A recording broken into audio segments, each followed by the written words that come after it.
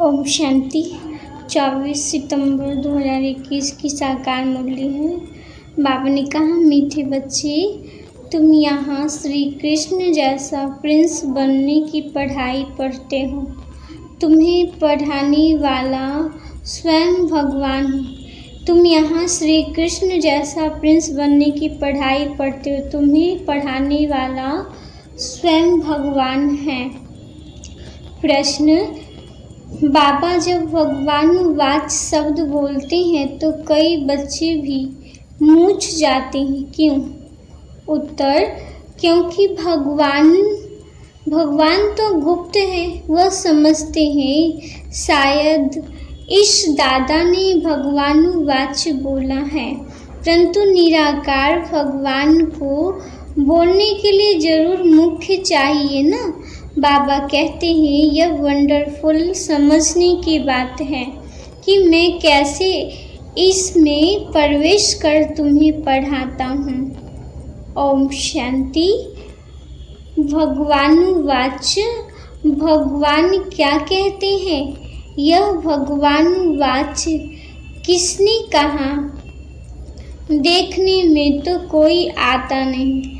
मनुष्य को भगवान नहीं कहा जाता। कोई समझेंगे कि बोलने वाले ही कहते हैं भगवानुवाच, लेकिन निराकार भगवान बोल रहे हैं। यह सिर्फ तुम ही जानते हो। यह कौन बैठा है, भगवान कहाँ है, यह नई बात है ना, इसलिए मनुष्य मूर्छ जाते हैं। लेकिन भगवान वाच्य है जरूर। कहते हैं कि मैं तुम बच्चों को राजयोग सिखा रहा हूँ। नर से नारायण अथवा कृष्ण, नारी को लक्ष्मी अथवा राधे बनाने के लिए योग और ज्ञान सिखाता हूँ। इनसे और क्या चाहिए? तुमको हम राजाओं का राजा, प्रिंस का प्रिंस बनाता हूँ। प्रिंसेस थी तो मंदिर में जाते होंगे ना। विकारी प्रिंस, निर्विकारी प्रिंस श्री कृष्ण को नमन करते हैं। तो मैं तुमको प्रिंस का भी प्रिंस बनाता हूँ। श्री कृष्ण जैसे स्वर्ग का प्रिंस बनो। नॉलेज पढ़ने से ही तो बनेंगे ना। डॉक्टर व वैनिस्टर कहेंगे ना स्टूडेंट को कि मैं तुमको डॉक्टर व वैनिस्टर बनाता हूँ। पढ़ेंगे तब तो बनेंगे। बाबा कहते, बच्चे अच्छी रीति समझते हो कि राजयोग सिखलाने वाला एक ही भगवान है, न कि कृष्ण। राधे कृष्ण तो अलग अलग राजाई के बच्चे हैं। उन्हों की आपस में सगाई होती है। शादी के बाद नाम बदलता है। इसलिए चित्र में भी लक्ष्मी नारायण के नीचे राधे कृष्ण को दिखाया है। अब बाप अच्छी रीति समझाते हैं कि यह ब्रह्मा भी नंबर 1 भगत था। पिछाड़ी में नारायण की पूजा करते थे। कृष्ण की भक्ति की व नारायण की भक्ति की एक ही बात है। कृष्ण ही बड़ा होकर नारायण बनता है। अब तुमको नर से नारायण बनने के लिए राजयोग सिखला रही है। अब तुम्हारे 84 जन्म पूरे हुए। अब इनकी आत्मा भी पढ़ रही है, फिर भविष्य में श्री कृष्ण बनती है। बाप कहते हैं, बच्चों तुम ज्ञान चिता पर बैठ गोरे बनते हो, फिर काम चिता पर बैठ सावरे बन गए हो। यह है कंसपुरी। मैं तुमको कृष्णपुरी में ले जाने के लिए आया हूँ। श्री कृष्ण सर्वगुण संपन्न, 16 कला संपूर्ण है। यहाँ कोई में सर्वगुण है नहीं। मैं आया हूँ बच्चों को संपूर्ण निर्विकारी बनना है योग बल से। बाहुबल है हिंसक लड़ाई जो तीर कमान से होती थी, फिर बंदूकों तलवारों से हुई, अब तो होती है बॉम्ब्स से। खुद कहते हैं हम ऐसे बॉम्ब्स बनाते हैं जो घर बैठे सब खत्म हो जाएंगे। फिर मिलिट्री क्या करेगी? बाप कहते हैं मीठे मीठे बच्चों यह पाठशाला है। मैं तुमको प्रिंस श्री कृष्ण जैसा बनाता हूँ। जो फर्स्ट प्रिंस सतयुग का था वह अब 84 जन्म लेकर कलयुग में बेगर बना है। भारत में ही उनका राज्य था, फिर पुनर्जन्म लेना पड़े ना। कृष्ण को भगवान कहते, तो भगवान फिर पुनर्जन्म में कैसे आएगा? भगवान तो निराकार है, वह है ही एक रचयिता। बाप कहते बाकी सब है रचना। तब तो कहते हैं कि हम आत्माएं सब भाई भाई हैं। बाप समझाते हैं कि तुम ब्रह्मा कुमार कुमारी आपस में भाई बहन ठहरे, तो फिर क्रिमिनल एसाइड कैसे हो? तुम वर्षा एक बाप से लेते हो भविष्य के लिए। अगर पवित्र नहीं रहेंगे तो शांति धाम सुख धाम में कैसे जाएंगे? पुकारते भी हैं हम पतित बन गए हैं, पावन बनाने आओ। तो बाप कहते हैं मुझे याद करो, यह तुम्हारा अंतिम जन्म है। तुम सब आत्माएं अब वापिस वानप्रस्थ में जा सकती हो, इसलिए वानप्रस्थी हो। ऐसा कोई गुरु रास्ता बता न सके, यह ज्ञान है ही एक बाप के पास। वही पतित पावन निराकार है। बाप कहते हैं कि मुझे याद करो। थोड़ी टाइम के लिए मैंने इस तन का लोन लिया है। शरीर बिगर आत्मा कैसे बोल सकेगी? भगवान वाच्य है कि मैं बूढ़े साधारण तन में प्रवेश कर तुम बच्चों को पढ़ाता हूँ। मैं गर्भ में नहीं आता हूँ। गर्भ में आने वाले को तो पुनर्जन्म में आना पड़े। मैं एक ही बार आता हूँ। प्रकृति का आधार मुझे जरूर चाहिए। मैं इसमें बैठ तुमको पढ़ाता हूँ। यह तो पहले अपना जबराहत का धंधा करता था, कोई गुरु ने नहीं सिखाया। अचानक ही बाप ने प्रवेश किया। करण करावन हार होने कारण इससे कर्तव्य कराते रहते, यह भी सीखता जाता। तुम भी साथ में सीखते जाते हो। बोलते हैं तुमको, परंतु सुनता पहले मैं हूँ।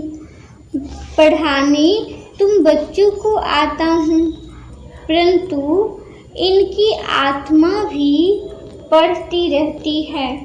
बच्चों को राजयोग सिखलाने आया हूँ। ऐसा कभी कोई पढ़ाते नहीं है। यह है पावन बनने की बात। यह संगम युग है ही पुरुषोत्तम बनने का। पुरुषोत्तम श्री कृष्ण था। स्वयंवर के बाद उनकी डिग्री कुछ कम हो जाती है, इसलिए श्री कृष्ण की महिमा बहुत है। नाम है, बाप कहते नाम ही है श्री कृष्णपुरी। इनको कहा जाता है कंसपुरी। बाकी कहानी बनाई है कृष्ण और कंस की। बच्चों को समझाया है कि परिपक्व अवस्था होने से भक्ति आपे ही छूट जाएगी। तुम कभी कोई को ऐसा नहीं कहना कि भक्ति न करो, उनको ज्ञान देना है। बाप तुमको ज्ञान दे स्वर्ग का प्रिंस बनाने आए हैं। कृष्ण भी स्वर्ग का मालिक था, अब नहीं है। फिर से वह भी राजयोग के द्वारा बन रहे हैं। बाप कहते तुमको भी पुरुषार्थ कर बाप को याद करना है। हेवन की स्थापना करने वाला है हेवलिन गॉड फादर। वही आकर नई सृष्टि रचते हैं। वह कहेगा तब जब कलयुग पूरा होगा। सतयुग त्रेता में नहीं आते, कहते हैं मैं कल्प कल्प संगम युगे आता हूँ। उन्होंने कल्प अक्षर निकाल फिर युगे युगे लिख दिया है, तो भी 4 युग है, 5वां है यह संगम युग। अच्छा, फिर तो 5 अवतार मानो, परंतु इतने कौशमश पशु राम अवतार होते हैं क्या?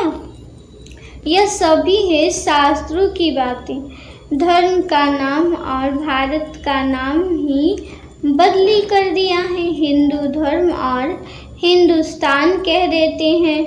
भारत नाम क्यों बदलना चाहिए? यदा अदा ही धर्म से, ये तो भारत है, इसमें भी भारत का अक्षर आता है। बाप समझाते हैं कि तुमने कोई एक जन्म थोड़ी ही भक्ति की है, द्वापर से की है। भक्ति भी पहले अविचारी थी, सिर्फ शिव की भक्ति करते थे। जिस शिव बाबा ने ही भारत को स्वर्ग बनाया था और अब फिर स्वर्ग का मालिक बनाने आए हैं, तो पतित शरीर में बैठ बतलाते हैं कि मैं आता ही हूँ पतित शरीर में, पतित दुनिया में पतितों को पावन बनाने। भक्ति मार्ग में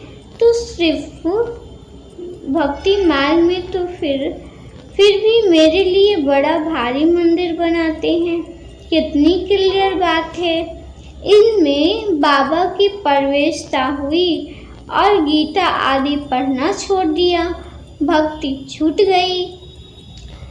अनायास ही छोड़ा। बाप कहते अनायास ही तो छोड़ा, तुमको कोई ने कहा नहीं कि भक्ति नहीं करो। अब तुम बच्चों को बाबा समझाते हैं कि मैं तुमको कृष्णपुरी का मालिक बनाता हूँ। कृष्ण की फिर 8 डिनास्टी चलती है। पहले कहेंगे प्रिंस ऑफ सतयुग, फिर बनता है किंग ऑफ सतयुग। 8 पीढ़ी उनकी चलती है। उस समय तो दूसरी राजाई होती नहीं। अब बाबा कहते हैं तुम बच्चे भी सतयुग के प्रिंस बनो। भक्ति में कोई सुख ही नहीं है। ज्ञान से तुम स्वर्ग के मालिक बनते हो। कोई का बाप मर जाता है तो उनसे पूछा जाए तुम्हारा बाप कहाँ गया, कहेंगे स्वर्गवासी हुआ। समझते हैं आत्मा और शरीर दोनों गए, लेकिन शरीर तो यहाँ ही छोड़ गए, बाकी गई आत्मा। इसका मतलब पहले नरक में था, आत्मा शरीर छोड़ स्वर्ग में गई। फिर इसमें रोने की क्या दरकार है? बाप कहते स्वर्ग अब यहाँ है क्या, परंतु समझते नहीं हैं। कह देते हैं सब ईश्वर का हुक्म है, सुख दुख सब ईश्वर देता है, सब ईश्वर के रूप है। परंतु बाप कहते हैं कि मैं बच्चों को दुख कैसे दे सकता हूँ। बाप से बच्चे कब दुख मांगते हैं क्या? बाप तो बच्चों को लायक बनाकर प्रॉपर्टी दे जाते हैं। बाकी दुख तो हर एक को कर्मों के अनुसार ही मिलता है। बाप कहते हैं कि अभी बच्चे आदि कुछ नहीं मांगो, अभी यह प्रॉपर्टी आदि सब खत्म होने वाली है। फिर तुम्हारे बच्चों को क्या मिलेगा? इतना समय ही नहीं है जो तुम्हारा प्रॉपर्टी का बच्चा मालिक बन सके। बच्चा बड़ा हो तब तो मालिक बने, परंतु इतना टाइम ही नहीं है। विनाश सामने खड़ा है। मनुष्य तो कहते हैं कि कलयुग में अर्जुन 40,000 वर्ष पड़े हैं। बाप कहते यह ब्रह्मा कुमार कुमारियाँ तो विनाश विनाश करते रहते हैं। कहानी है ना, शेर आया, आखिरी तो आया और खा गया। सब समझते हैं कि थोड़ा थोड़ा काल आएगा, यह तो होता ही रहता है। लेकिन तुम कहते हो कि महाकाल आया हुआ है, शिव बाबा कालों का काल आया हुआ है, जो सभी आत्माओं को वापस ले जाएंगे। तो शरीर तो जरूर छोड़ना पड़े। इसलिए बाबा कहते हैं योग से पवित्र बनो, आत्माओं को पवित्र बनाए, फिर वापस ले जाएंगे। अगर पवित्र नहीं बनेंगे तो बहुत सजा अंत में खानी पड़ेगी और उच्च पद भी पा नहीं सकेंगे। Shri Krishna number 1 pass with honour है, उनको स्कॉलरशिप मिलती है। 21 जन्म राज्य पाते हैं। कितना सहज समझाते हैं। बुद्धि में बैठता भी है, फिर गुम हो जाता है। किसी को भी भक्ति छुड़ानी नहीं है। बाप आए हैं भक्तों का भक्ति का फल देने। कहते हैं मैं कल्प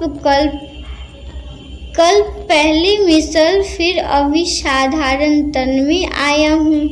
कल्प आकर तुमको पढ़ाता हूँ। यह है ऊंच ते ऊंच पढ़ाई। तुम जानते हो हम सतो प्रधान थे, अब तमो प्रधान है। फिर भारत ही सतो प्रधान बनता है। और धन वालों ने इतना सुख नहीं देखा तो दुख भी नहीं देखा। बाहर वाले के पास पैसे तो बहुत हैं, तो गरीब देश को कर्ज देते हैं। उन बेचारों को पता नहीं यह तो रिटर्न हो रहा है। बिल्कुल घोर अंधियारे में कुंभकर्ण की नींद में सोए हुए हैं। बाप कहते पिछाड़ी में हाय हाय कर उठेंगे, फिर तुम कहेंगे टू लेट, क्योंकि लड़ाई शुरू हो जाएगी। फिर क्या करेंगे? भंबोर को आग लग जाती है, फिर तो टू लेट हो जाता है। इसलिए बाप कहते हैं बच्चे अब जल्दी जल्दी पुरुषार्थ करते जाओ। बाबा कोई जास्ती तकलीफ नहीं देते हैं। बाबा को आकर कहते हैं कि बाबा अगर हम पूजा नहीं करते तो वह कहते हैं कि यह तो नास्तिक बन गया है। बाबा राय देते हैं कि साक्षी होकर बाबा की याद में रहो। थोड़ी थोड़ी पूजा बाहर से कर दो। एक होता है दिल से करना, दूसरा होता है राजी करने के लिए करना। अंदर में तो तुमको शिव बाबा को याद करना है। अगर कोई तंग करते हैं तो पूजा कर दिखाओ तो वह खुश हो जाएंगे। बाप कहते यह कोई पाप का काम नहीं है। बाबा तो बहुतों को कहते हैं शादी आदि पर भले जाओ, दोनों तरफ तोड़ निभाना है। वहाँ भी सुनाते सुनाते कोई न कोई को तीर लग जाएगा। युक्ति से चलना है। बाप का फरमान है कि अब पतित नहीं बनना है। पवित्र बनने से ही तुम कृष्णपुरी के मालिक बनेंगे। शिव बाबा को याद करो तो विकर्म विनाश होंगे और विश्व के मालिक बन जाएंगे। बच्चों, ऐसी युक्ति से अपने मित्र संबंधियों को समझाना है। वह है जिस्मानी यात्रा, यह है रूहानी यात्रा। यह रूहानी यात्रा बाप सिखलाते हैं। कहते हैं कि मामेकम याद करो तो पति से पावन बन जाएंगे और सब दुख दूर हो जाएंगे। तो बाप कहते कोई बिरला व्यापारी व्यापार करे अर्थात वैकुंठ की बादशाही लेवे।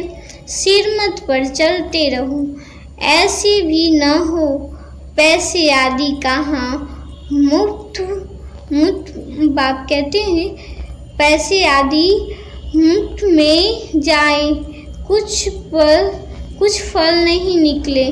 घर बार भी संभालना है, बच्चों की भी पालना करनी है, सिर्फ सिरमत पर चलना है। राय लेनी है कि बाबा इस हालत में हम क्या करें। बाबा बच्ची कहती है कि हम शादी करें तो बाबा कहते हैं कि शादी करानी ही पड़ेगी क्योंकि उनका हिस्सा है, उनको दे दो। बाप सिर्फ समझाते हैं, फिर भी कुछ पूछना है तो पूछ कर सिरमत पर चलो। बच्चों को बाप की आज्ञा पर चलना है, इसमें ही कल्याण है। अच्छा, मीठे मीठे सिकिलंधे बच्चों, प्रति माता पिता बाप दादा का याद प्यार और गुड मॉर्निंग। रूहानी बाप की रूहानी बच्चों को नमस्ते। हम रूहानी बच्चों की रूहानी बाप दादा को याद प्यार और गुड मॉर्निंग और नमस्ते नमस्ते नमस्ते। धारणा के लिए मुख्य सार है, बाबा ने फर्स्ट पॉइंट में कहा हर कर्म साक्षी होकर शिव बाबा की याद में करना है। लौकिक अलौकिक दोनों तरफ तोड़ निभाना है। लौकिक से युक्ति युक्त चलना है। दूसरा है, इस समय अंतिम जन्म में यह वानिप्रस्थ अवस्था है, वापिस घर जाना है, इसलिए पावन जरूर बनना है। कोई भी बंधन नहीं बनानी है। वरदान है, बाबा ने कहा पुराने संस्कारों व विघ्नों से मुक्ति प्राप्त करने वाली सदा शक्ति संपन्न भव। बाबा ने वरदान में कहा पुराने संस्कारों व विघ्नों से मुक्ति प्राप्त करने वाले सदा शक्ति संपन्न भव।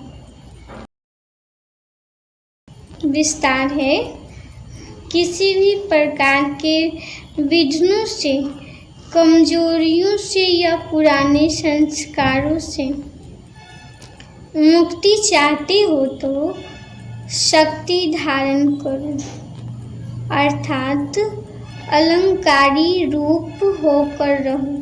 जो अलंकारों से सदा सजे सजाए रहते हैं वह भविष्य में विष्णुवंशी बनते हैं, लेकिन अभी वैश्व बन जाते हैं। उन्हें कोई भी तमोगुणी संकल्प व संस्कार टच नहीं कर सकता। वे पुरानी दुनिया अथवा दुनिया की कोई भी वस्तु और व्यक्तियों से सहज ही किनारा कर लेते हैं। उन्हें कारणे अकारणे भी कोई टच नहीं कर सकता। स्लोगन है, हर समय हर कर्म में बैलेंस रखना ही स्वर्ग की बैलेंसिंग प्राप्त करने का साधन है। हर समय हर कर्म में बैलेंस रखना ही स्वर्ग की बैलेंसिंग प्राप्त करने का साधन है। ओम शांति।